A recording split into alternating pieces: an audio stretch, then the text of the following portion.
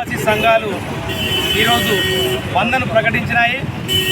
ఈ యొక్క బంద్కు తెలంగాణ దళిత సంఘాల ఐక్యవేదిక బెల్లంపల్లి ఆధ్వర్యంలో ఈ యొక్క బంద్కు పూర్తి మద్దతు ఇవ్వడం జరిగింది.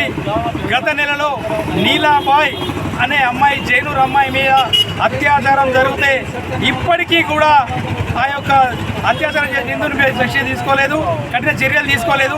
అగ్రకులాలకైతే ఏదైతే అన్యాయం జరుగుతుందో హుటాహుటిన ఇలా చర్యలు తీసుకునే ప్రభుత్వం ఇలా గిరిజన ఆదివాసీల మహిళపై ఇంత పెద్ద అఘాయిత్యం జరిగితే కనీసం పట్టించుకోలేదు. ఇలా ఏదైతే ఈ అఘాయిత్యానికి పాల్పడ్డ వ్యక్తి పైన చట్టరీత్యా చర్యలు తీసుకొని అతనికి మరణశిక్ష విధించాలని చెప్పేసి మేము తెలంగాణ దళిత సంఘాల ఐక్యవేదిక తరఫున డిమాండ్ చేస్తూ ఉన్నాం. ఏదైతే ఎక్కడ చూసినా కూడా గిరిజన ఆదివాసీలు దళితులపైన దాడులు ఎక్కువ జరుగుతూ ఉన్నాయి. దీనిపైన ప్రభుత్వం ప్రత్యేక దృష్టి సారించి ఇవాళ ఏదైతే గిరిజన కానీ దళిత సంఘాలు దళితులు కానీ అత్యాచారాలు జరిగితే వెంటనే వాళ్ళని ప్రత్యేక చట్టం తీసుకొచ్చి వెంటనే శిక్ష విధించాలని చెప్పేసి మేము డిమాండ్ చేస్తూ ఉన్నాం. జై భీమ్.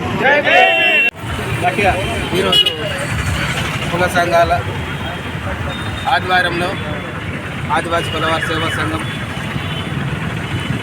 ఆదివాసీ హక్కుల పోరాట సమితి 9వ ఆధ్వర్యంలో రాష్ట్ర బంధు పిలుపునివ్వడం జరిగింది. మొన్న జైనూర్ మండల్లో ఆదివాసీ మహిళపై జరిగిన హత్య నేరం పాల్పడిన వ్యక్తిపై ప్రభుత్వం కఠిన చర్యలు తీసుకోవాలి. ఆదివాసులకు ఎన్నో చట్టాలు ఉన్న ఆదివాసులకు జరుగుతున్న అన్యాయాల మీద ప్రభుత్వం వెంటనే చొరవ తీసుకొని న్యాయం జరపాలని, దాడికి పాల్పడ్డ నేరస్తులు వెంటనే శిక్షించాలని, అదేవిధంగా ఇలాంటి సంఘటనలు జరగకుండా ఉరిశిక్ష విధిస్తే బాగుంటుందని మా కుల సంఘాలు ఐక్యవేదిక సంఘాలు కూడా డిమాండ్ చేస్తున్నాం. ఈరోజు ఆదివాసీ సంఘాల బంధు పిలుపు మేరకు దళిత సంఘాల ఐక్యవేదికతోటి ఇవాళ జైనూరులో మొన్న జరిగినటువంటి ఆదివాసీ బిడ్డ అత్యాచారంకి గురి అయి నేటికి 15-20 రోజులు అయినప్పటికీ కూడా ఇప్పటి వరకు ఎలాంటి చట్టపరమైన చర్యలు తీసుకోలేదు.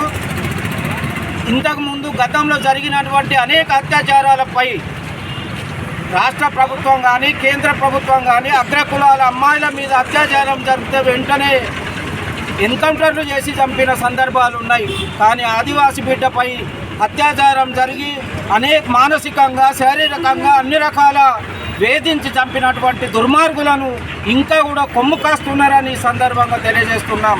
ఇక ముందు భవిష్యత్తులోనైనా ఆదివాసీ బిడ్డలపై కానీ దళిత బహుజనుల బిడ్డలపై కానీ ఇలాంటి జరిగితే మాత్రం బేషరతుగా రాష్ట్ర ప్రభుత్వం కఠిన చర్యలు తీసుకోవాలని సందర్భంగా తెలియజేస్తున్నాం.